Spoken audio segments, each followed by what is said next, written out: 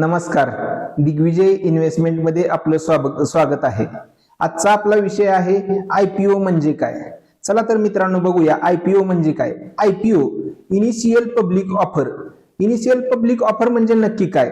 समजा एखादी नवीन कंपनी आहे आणि त्या कंपनीला जर शेअर मार्केटमध्ये लिस्ट व्हायचं आहे. शेअर मार्केटमध्ये लिस्ट व्हायचं आहे म्हणजे काय की सध्या भारतीय शेअर मार्केटमध्ये जवळपास 5,000हून अधिक कंपन्या लिस्ट आहेत.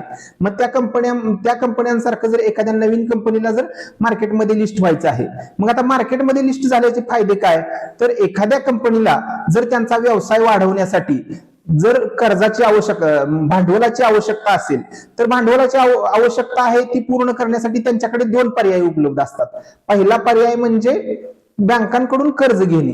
आता समजा जर एखाद्या कंपनीने जर बँकांकडून कर्ज घेतलं तर त्या कर्जावरती त्यांना काय तर व्याज द्यावं लागणार. मग त्या कंपनीचा व्यवसाय फायद्यामध्ये असो किंवा तोट्यामध्ये असो तरीही त्या कंपनीला व्याज हे द्यावंच लागणार आहे. आणि दुसरा पर्याय काय असतो तर त्या कंपनीचा आयपीओ आणून वेगवेगळ्या लोकांकडून पैसे घेऊन व्यवसाय चालू करणे. मग असे पैसे घेऊन व्यवसाय लोकांकडून पैसे घेऊन लोकांची भागीदारी घेऊन चालू केलेला व्यवसाय आहे. त्या व्यवसायामध्ये थोडीशी रिस्क कमी राहते, कारण फायदा झाला तर सर्व लोकांचा होईल, नुकसान झालं तर सर्वांवरती थोडं थोडं येईल. म्हणून कंपन्या काय करतात तर आयपीओ आणून वेगवेगळ्या लोकांकडून भांडवल उभारणी करण्याला पसंती देतात, जे की बँकांकडून कर्ज घेण्यापेक्षा वेगवेगळ्या लोकांकडून आयपीओ मार्फत पैसे गोळा करण्याला पसंती देतात. मग आता ह्या आयपीओ मध्ये भाग कसा घ्यायचा किंवा ह्या आयपीओचा आपल्याला काय फायदा होणार याच्याविषयी इत्थंभूत माहिती आपण या व्हिडिओमध्ये बघूया. आता समजा एखाद्या कंपनी जर नवीन आहे आणि त्या कंपनीला जर शेअर मार्केटमध्ये लिस्ट व्हायचं आहे तर त्यासाठी इनिशियल पब्लिक ऑफर मार्फत यावं लागतं.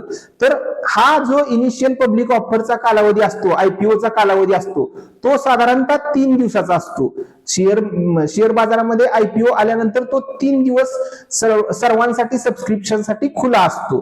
3 दिवसामध्ये आपण त्या आयपीओ मध्ये भाग घेऊ शकतो. आता भाग घेण्यासाठी कशी प्रोसेस आहे किंवा काय पद्धत आहे तर त्या आयपीओ मध्ये भाग घेण्यासाठी जो इश्यू ओपन असतो त्या 3 दिवसामध्ये आपण रिटेल इन्व्हेस्टर, HNI इन्व्हेस्टर. आता HNI इन्व्हेस्टर म्हणजे काय तर हाय नेटवर्थ इंडिव्हिज्युअल, म्हणजे काही जणांकडे कमी पैसे असतात तर ते कमी पैसे असलेले लोक ते सुद्धा सहभागी होऊ शकतात. एखाद्याकडे जास्त पैसे आहेत तर ती सुद्धा लोक जास्त प्रमाणामध्ये त्या कंपनीची भागीदारी घेऊ शकतात, तेही सहभागी होऊ शकतात. आणि त्याच्यानंतरची पुढची कॅटेगरी येते ती बिग HNI, म्हणजे आणखी जास्त पैसे ज्याच्याकडे आहेत आणि ज्याला जास्त भागीदारी त्या कंपनीमध्ये पाहिजे आहे, तर असेही लोक त्या कंपनीमध्ये सहभागी होऊ शकतात. मग आता ती कॅटेगरी कशी असते. रिटेल कॅटेगरीमध्ये ज्यांच्याकडे कमी भांडवल आहे अशा लोकांना साधारणतः कमीत कमी 15,000 रुपये किमती एवढे शेअर उपलब्ध होतात.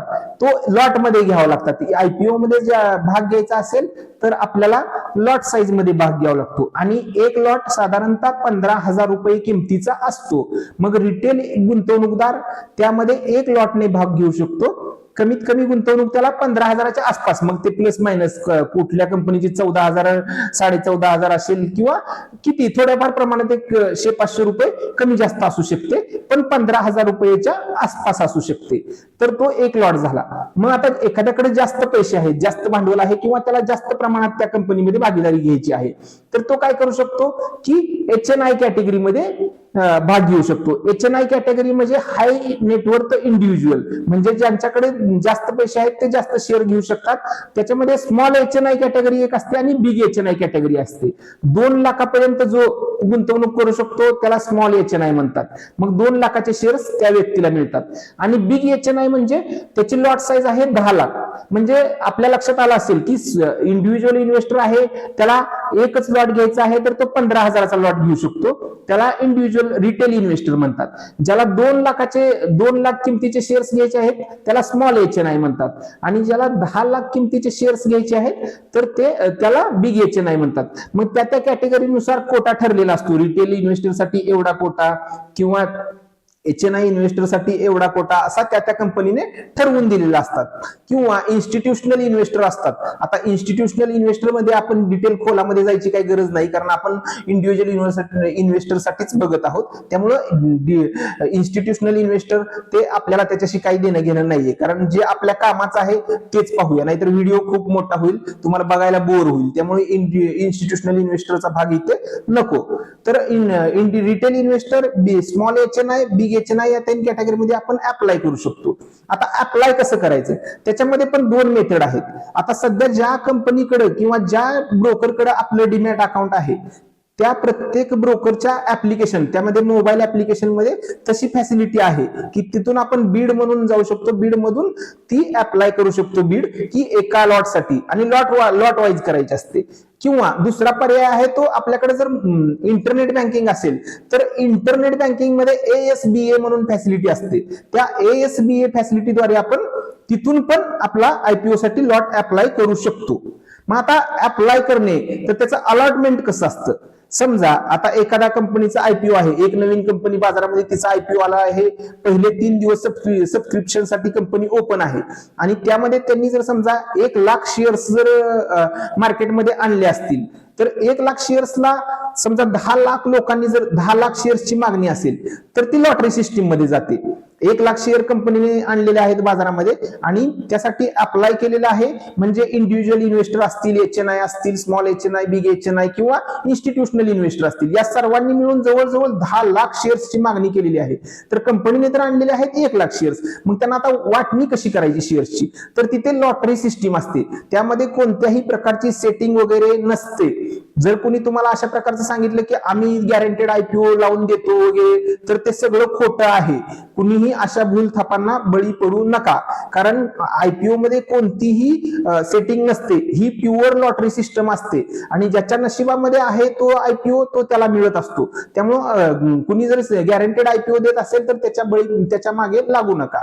तर ही झाली लॉटरी सिस्टीम. 1 लाख शेअर साठी 10 लाख शेअर अप्लाय आले तर लॉटरी वाईज आणि रॅन्डमली शेअर मिळतात. म्हणजे कसं की एखाद्या जर इन्व्हेस्टरने रिटेल कॅटेगरीमध्ये 2 लॉट अप्लाय केले किंवा 3 लॉट किंवा 4 लॉट, कितीही लॉट अप्लाय केले तर सर्वांना अगोदर पर पॅन एका पॅन नंबरवरती 1 लॉट मिळणार, आणि मग त्यातून जर शिल्लक राहिले तर मग दुसऱ्या लॉटमध्ये, दुसऱ्या लॉटरी सिस्टीम मध्ये त्यांना अलॉटमेंट मिळते. पण नॉर्मली आता जे काही मागे 2, 3, 5 वर्षापासून आपण IPO बघत आहे ते अंडर सबस्क्राईब IPO होत नाहीत. 99% IPO हे ओव्हर सबस्क्राईब होतात. त्यामुळे आपल्याला रिटेल कॅटेगरीमध्ये जास्तीत जास्त 1 लॉट मिळण्याची शक्यता आहे. त्यामुळे जास्त लॉट साईज मध्ये अप्लाय करू नका. रिटेल कॅटेगरीमध्ये एकाच लॉटने अप्लाय करा. पाहिजे तर आपल्या कुटुंबातील सर्वांच्या नावाने डीमॅट अकाउंट उघडून वेगवेगळ्या अकाउंटवरून, प्रत्येक अकाउंटवरून 1 लॉट अप्लाय करा. असं केलं तर प्रोबॅबिलिटी वाढते, IPO लागण्याची प्रोबॅबिलिटी वाढते.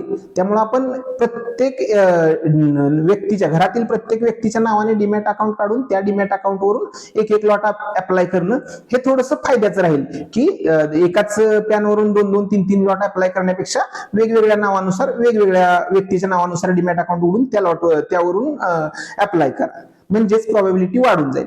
आता दुसरं असं आहे की प्रत्येक IPO मध्ये फायदा होतोच का, तर प्रत्येक IPO हा जास्तीत जास्त किमतीत लिस्ट होईल किंवा त्याच्यावरती गेनच होईल असं नसतं. काही ज्या कंपन्या चांगल्या कंपन्या आहेत, फंडामेंटल स्ट्रॉंग कंपनी आहे, अशा कंपन्यांचे IPO खूप मोठ्या प्रमाणात फायदा देऊन पण गेलेले आहेत. आणि काही मागचा जर इतिहास बघितला तर काही कंपन्यांचे IPO निगेटिव्ह सुद्धा ओपन झालेले आहेत. त्यामुळे IPO मध्ये गुंतवणूक करत असताना त्या कंपनीचा पूर्णतः अभ्यास केल्याशिवाय IPO मध्ये गुंतवणूक करण्याच्या भानगडीत पडू नका. IPO मध्ये गुंतवणूक करण्याच्या अगोदर त्या कंपनीचे फंडामेंटल सर्व चेक करा किंवा त्या कंपनी संदर्भातील सर्व माहिती गोळा करा आणि मगच IPO मध्ये गुंतवणूक करा. कारण सगळ्याच IPO मध्ये फायदा होईल असं नाही. काही प्रमाणात IPO असे होऊन गेले की त्या IPO मध्ये नुकसान सुद्धा झालेलं आहे. त्यामुळं IPO मध्ये गुंतवणूक करत असताना काळजीपूर्वक त्या कंपनीचा अभ्यास करून मगच गुंतवणूक करा. हा व्हिडिओ एज्युकेशनल पर्पज साठी होता. याच्यामध्ये IPO घ्या असं काही रिकमेंडेशन नाही. आपण स्वतःच्या जबाबदारीवर किंवा स्वतः अभ्यास करूनच IPO मध्ये गुंतवणूक करावी.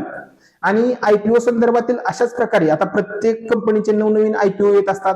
त्या कंपनीच्या आयपीओ किंवा त्या कंपनीच्या माहिती संदर्भात, त्या कंपनीचे फंडामेंटल्स असतील किंवा फायनान्शियल बॅकग्राऊंड असेल, तर या संदर्भातील सर्व माहिती पाहण्यासाठी या चॅनलवरती जर आपण नवीन असाल तर चॅनलला सबस्क्राईब करा. व्हिडिओ आवडला असेल तर इतरांपर्यंत शेअर करा आणि व्हिडिओला लाईक करा. धन्यवाद.